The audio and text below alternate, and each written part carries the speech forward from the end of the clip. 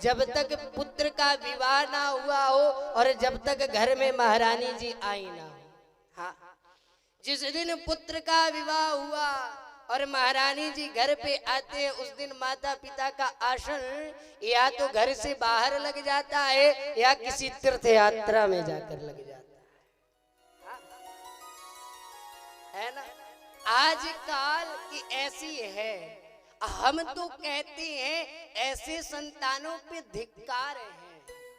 ऐसे संतान से तो अच्छा हम कहते हैं संतान ही ना हो। संतान होने के बाद भी किसी माँ को, किसी बाप को वृद्धा आश्रम जाना पड़ रहा है। हम तो कहते कि इससे अच्छा आपके पास संतान ही ना हो महाराज।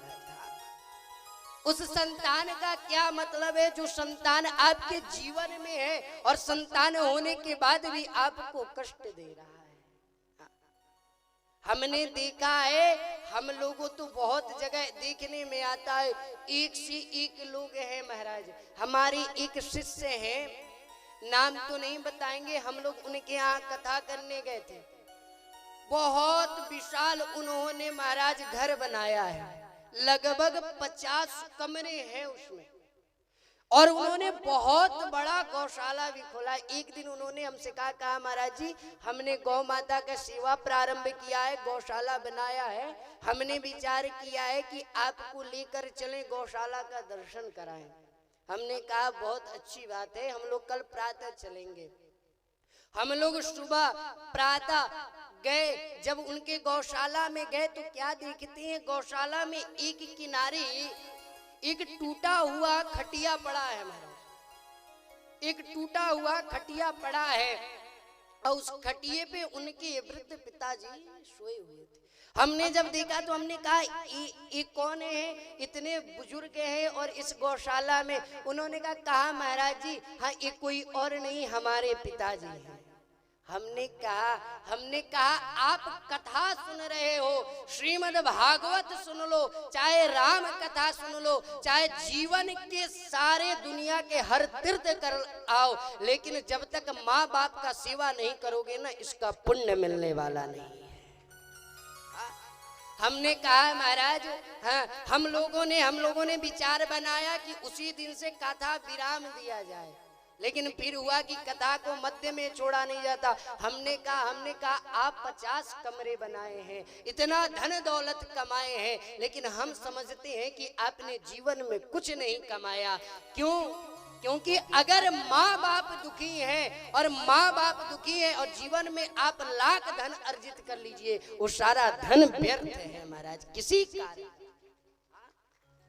संत कहते हैं क्या कि राम गुण गाया नहीं, गायक हुआ तो क्या हुआ, मात पिता मन भाया नहीं, लायक हुआ तो क्या। कितने भी बड़े कलाकार हो जाओ, संगीत के ज्ञाता हो जाओ, लेकिन अगर मुख से राम नाम ना निकला हो तो वो सारा संगीत व्यर्थ है। और कितने बड़े धनवान सेठ हो जाओ और माँ बाप को सुख नहीं दे पा रहे हो तो वो सारा धन व्यर्थ है।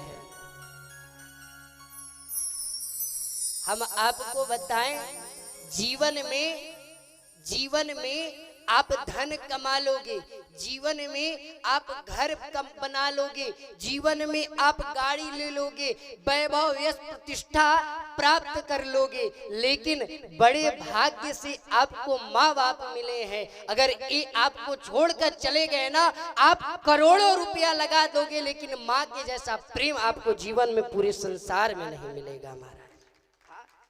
चाहे आप कितना भी पैसा खर्चा कर दोगे, माँ के जैसा प्रेम कभी मिलेगा ही नहीं।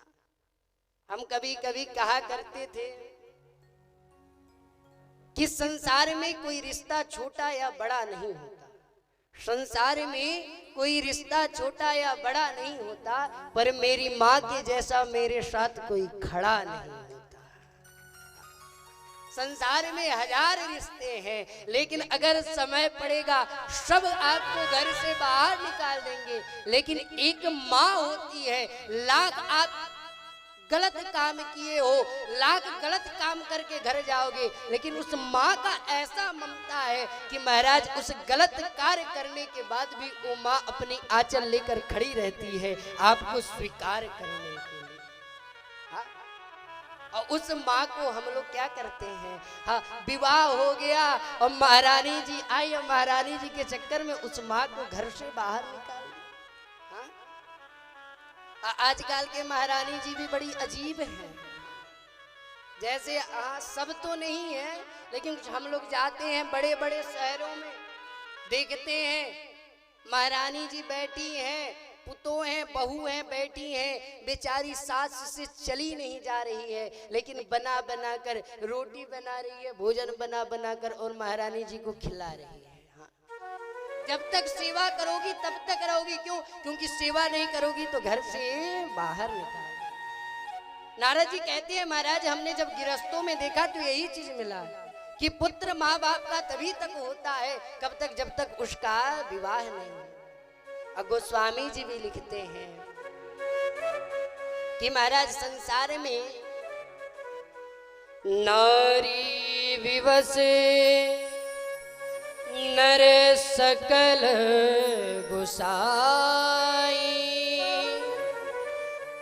नाचई नट मरकट की नाई।